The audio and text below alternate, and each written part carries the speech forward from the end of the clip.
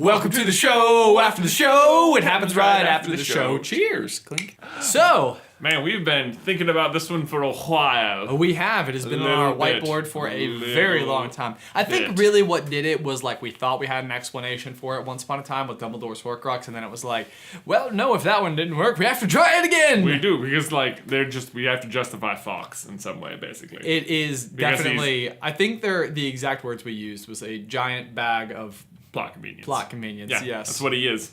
He's just a winged bag of plot convenience. It's a super powerful thing. Like, I know. This is one of those where I do wonder, like, when it's first revealed to you that Harry's wand core is the same as Voldemort's, and then later revealed that it came from Fawkes, if that was like a predetermined thing, or if that was like a... Yeah, it's so weird. It's in the same book, but it's like, the reveal is that it's from Fawkes, so you're waiting for like the reveal of why that matters, and that just doesn't come. It's just from Fawkes. Right. It's just like it sort of connects Dumbledore to Harry and Voldemort, which is like kind of interesting, but it's, it's way more interesting if in fact, because of that, there's like Voldemort is Slytherin's heir, and there's a little bit of him in Harry, and then so they both got that Slytherin aspect, and then they both have like the Gryffindor wands. It's like Gryffindor and Slytherin are the ones in particular who like had a big split once upon a time. Right. Like, it's like, it really like, it's very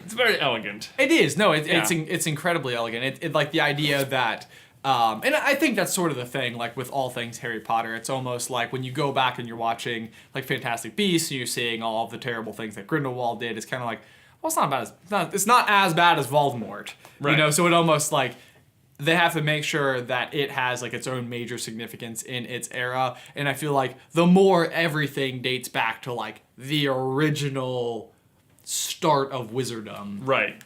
Like it gives everything so much more power. Yes, so I think so. No, it's incredibly interesting. What I think is so cool about the way she has like structured this world is how like these school founders are like so very important. Like you don't think in like modern day like, oh, someone who started a school, like super historical. Right. But like, because there's so few wizards in the world, like realistically, and that if everyone goes to the same school, then all of a sudden that school is like put on a pedestal. Right, and when it's almost like what they did was like prior to the advent of the school, there was no way for wizards to have community. So it was almost like they were just coexisting in the world at that point in time, maybe understanding their abilities and probably not understanding their abilities. Right. Definitely no way to develop their abilities.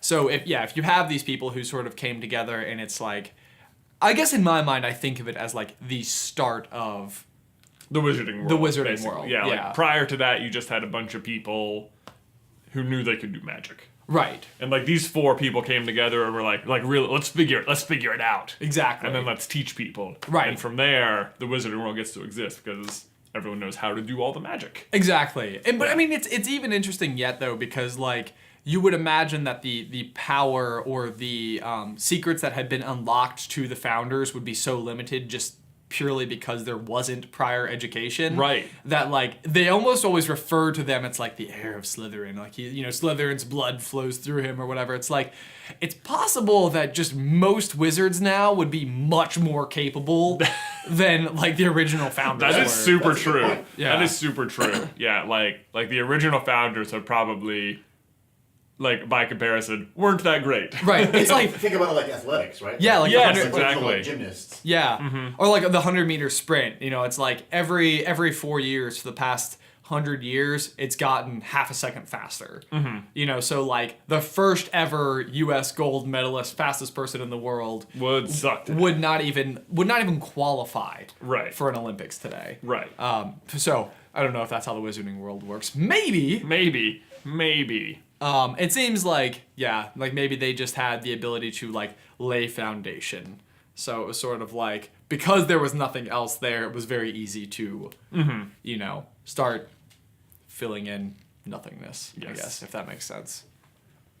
Yeah. I agree. So the other thought that we had following this video that we definitely were not going to include was the idea that what if Godric Gryffindor was an animagus and he could turn into a phoenix, and Fawkes is literally Godric Gryffindor. In a sense, I think. In a because sense. like So the first thing you'd obviously ask is like, why doesn't he ever transform back? Right. And I think the answer would be that he clearly died whilst transformed, and then when he was reborn, he was like reborn as solely a phoenix. Sure. And then didn't have that option anymore. And that's maybe a clarification to be made about phoenixes, is that a phoenix doesn't necessarily live an extraordinarily long period of time as a bird. It's just because it can rise from its own ashes, because it can die and then come back, the existence of it never really ends. But Yes. like, because I think Dumbledore, I don't know if this is only in the movie or not, says something like, I hate that you had to see him on a burn day or something. On a burning day, yeah. On a burning day, which would mean that, like, at the very least,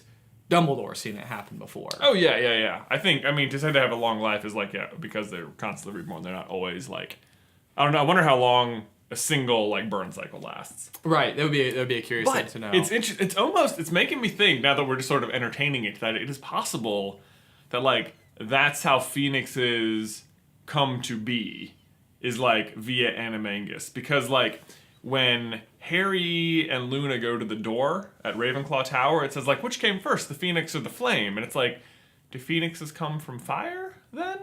Right. Like, is that it? Are they, if they're not hatched, then, you know? Well, they say that there's, at least in Newt's book, they say that they have eggs. Does it? I don't even think it did. I think it does. I'm going to look it up right now. I'm not sure. But, I mean, it doesn't necessarily mean that they would have to source from an egg. No. Oh, wait, you know what? It could be. I don't know if it's in that book. It's in a different book that thing we also have here. It's the one from the London exhibit is where it talks about the eggs. Different. You're right. This one doesn't mention eggs at all. Okay. So it says they're from a specific area, which is interesting. It nests on mountain peaks and is found in Egypt, India, and China. That's weird. Do all of those religions incorporate some type of idea? Yeah, all in that area, all those mythos have phoenixes, Okay. or otherwise like mystical birds. Well, what about like the idea of like reincarnation or something? Maybe reincarnation's the wrong word. Well, even that part is like we didn't put it in the video, but like that because Harry is associated with Gryffindor in some way. Like Harry dies and is reborn. Right. You know. Right. Very much the Phoenix-like. same way. Very Phoenix-like, rising from the ashes. Yes, Stuff. indeed. Although not as a very small baby Harry. That would be really cool. If Voldemort killed him, and little baby Harry. Voldemort back. Voldemort's No, this is weird. It's like, I think he'd like freak out. He'd be like, my worst enemy. Exactly. The only thing that's ever defeated him. Yeah. Baby Harry. I killed teenager Harry, but the last time I tried to kill baby Harry. Did not go well. You know what? I'm just gonna. I think you're good. I think you're good. Wait another 18 years. Yeah, you know, I'm gonna keep you around and like, in a little while, I'll just kill you again and start the cycle over.